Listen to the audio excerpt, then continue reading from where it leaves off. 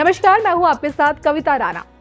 भारत की पावन धरा सदैव ऋषि मुनियों और साधु संतों की कर्म भूमि रही है और मंदिरों के देखे इसी देश में ऐसे ऐसे संत हुए हैं जिनका संपूर्ण जीवन आम जनमानस के लिए प्रेरणा का स्रोत बना। और संतों की इसी दुनिया में आने वाले स्वामी विवेकानंद एक ऐसी प्रभावशाली शख्सियत रही जिनका जीवन देखिए हम लोगों को राष्ट्रभक्ति, आध्यात्मिकता और कर्मठता के लिए प्रेरित करता है। और खुद देश के प्रधानमंत्री नरेंद्र मोदी भी स्वामी विवेकानंद के विचारों से इस कदर प्रभावित हैं कि विश्व पटल पर इस बात की घोषणा कर चुके हैं कि मोदी सरकार यानी कि उन्हीं की सरकार स्वामी विवेकानंद के सपनों को पूरा करने के लिए काम कर रही है।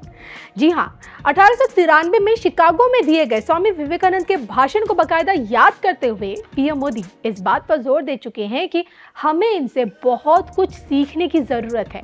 और इसमें क्या कभी आपके मन में ये सवाल उठा है कि बतौर सन्यासी विश्व पटल पर विदेशियों को भारत की आध्यात्मिक दुनिया से जोड़ने वाले स्वामी विवेकानंद क्या वेजिटेरियन थे या फिर नॉन वेजिटेरियन? अब आप ये कहेंगे कि ये कैसा बेतुका सा सवाल है। दरअसल इस्कॉन के प्रवचनकर्ता लीला प्रभु का ये कहना है, चूंकि विवेकानंद मछली खाते थे इसलिए वो भगवान को प्राप्त करने के अधिकारी बिल्कुल नहीं थे। लीला माधव प्रभु ने स्वामी विवेकानंद के गुरु यानी कि महान संत श्री रामकृष्ण परमहंस की भी आलोचना करते हुए ये तक कहा कि उनका भी एक उपदेश गलत है।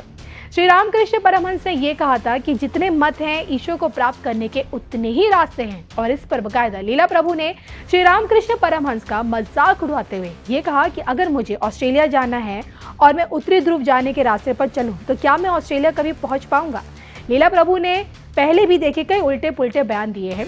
उनका एक और बयान बड़ा वायरल हुआ था जिसमें उन्होंने ये कहा था कि जिन्होंने पूर्व जन्म में पुण्य किया है वो इस जन्म में सुंदर व्यक्ति के रूप में जन्म लेंगे और जो देखने में सुंदर नहीं है उन्होंने जरूर पूर्व जन्म में पाप किया होगा। तो लीला प्रभु के इन्हीं बयानों के बाद इस्कॉन ने देखिए उन पर 1 महीने का बैन तो लगा दिया, लेकिन सवाल ये बना हुआ है कि क्या मांसाहारी लोगों को ईश्वर के दर्शन नहीं हो सकते? और क्या स्वामी विवेकानंद को ज्ञान और ईश्वर की प्राप्ति इसलिए नहीं हुई क्योंकि वो मछली खाते थे? आइए इन सवालों के जवाब ढूंढने की कोशिश करते हैं धर्म ज्ञान की इस खास रिपोर्ट में।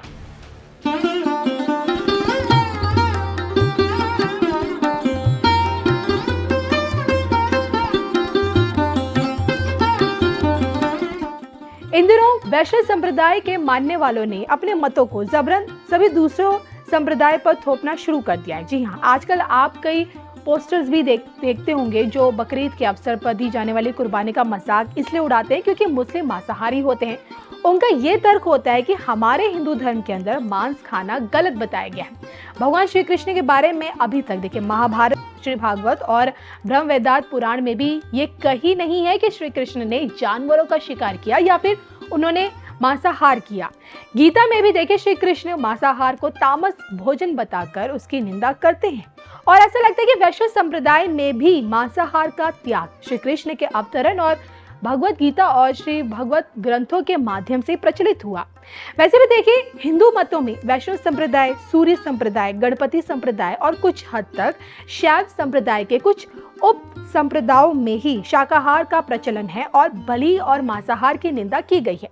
लेकिन अगर हम देवी दुर्गा और मां काली से जुड़े शाक्य संप्रदाय की बात करते हैं या फिर शैव संप्रदाय के अघोर, कपालिक और दूसरे उप संप्रदायों की बात करें तो देखिए इन संप्रदाय में मांसाहार ईश्वर प्राप्ति में कहीं भी बाधक नहीं रहा है। जी हाँ, जानकारी के लिए आपको ये बता दें कि आप मांसाहार करके भी ईश्वर की प्राप्ति कर सकते हैं। ऐसी धारणा शाक्य और कुछ शैव संप्रदाय में आमतौर पर पूरी तरह से प्रचलित है। लेकिन इस्कॉन वालों के साथ दिक्कत यही है कि उनके ऑर्गेनाइजेशन का जो स्ट्रक्चर है वो एकदम ईसाई मिशनरीज और मुस्लिम संप्रदाय की तरह है, ऐसा कहा जाता है। इनके अनुसार देखिए भगवान सिर्फ कृष्ण और उनमें ही सिर्फ इस्कॉन वाले कृष्ण की एकमात्र भगवान है और बाकी सब उनके नीचे के स्तर पर है। इनकी जिद तो यहाँ तक है कि आप सिर्फ और सिर्फ इस्कॉन वाले श्री कृष्ण की पूजा करके ही मोक्ष प्राप्त कर सकते हैं।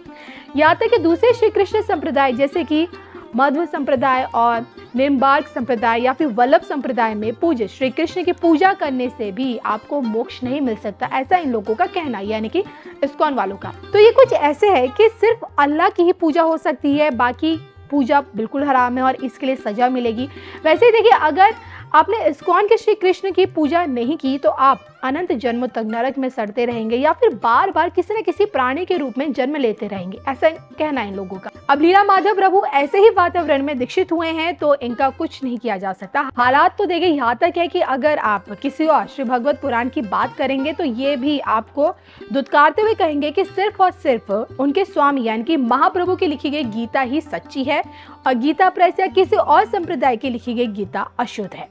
जब लीला माधव प्रभु और उनकी संस्था श्री कृष्ण के दूसरे रूपों और गीता के दूसरे प्रेस की छपी हुई ग्रंथ को ही नहीं मान्यता देते हैं तो फिर शाक्य और शैव संप्रदाय को वो क्या मानते होंगे, आप सहज अंदाजा खुद ही लगा सकते हैं। फिर ये देखिए इतनी बड़ी संस्था है और इसकी सोशल मीडिया की ताकत भी इतनी बड़ी है कि ये हिंदुओं को पूर्णतः शाकाहारी बनाने के अपने मिशन में लगे हुए हैं ताकि दूसरे शैव और शाक्य संप्रदाय पनप ही ना पाए।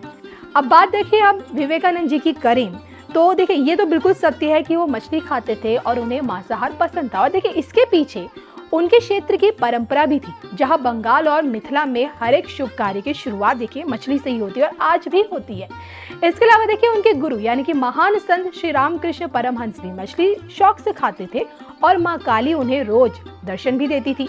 लेकिन लीला माधव प्रभु और उनके इस्कॉन के अनुसार तो काली एक सामान्य सी देवी है, सिर्फ कृष्ण ही एकमात्र भगवान है। अब ये एकमात्र ईश्वर वाली अवधारणा ने भी तब से जोर पकड़ना शुरू कर दिया जब से इस्लाम और ईसाइयों के सिद्धांत भारत में पॉपुलर होने शुरू हुए।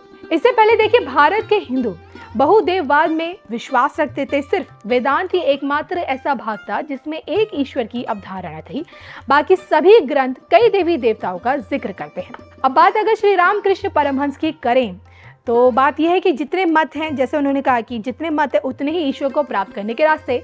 कहा यह जाता है कि श्री रामकृष्ण परमहंस ने सभी धर्मों और कई संप्रदाय के रीति रिवाजों को अपनाकर माँ काली के दर्शन किए जो हमेशा उनसे बातें किया करती थी।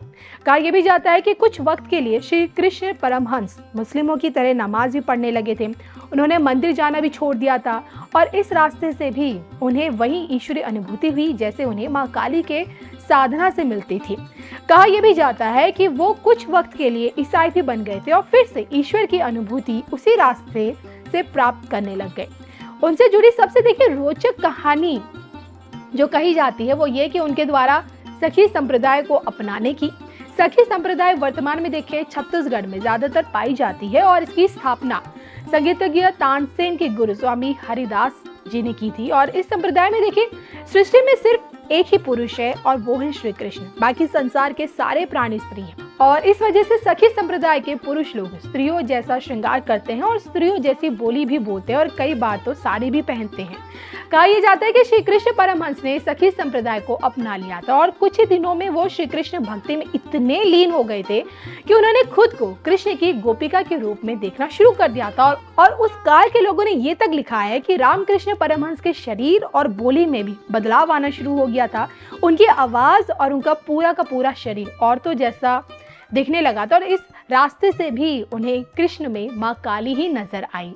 सौभाग्य की एक बात ये कि स्वामी विवेकानंद मछली खाते थे, लेकिन जो लोग नॉन वेजिटेरियन है या फिर जो लोग मछली खाते हैं उन्हें भगवान की प्राप्ति नहीं हो सकती है, वो सिद्ध पुरुष नहीं है, ऐसा बिल्कुल भी नहीं है।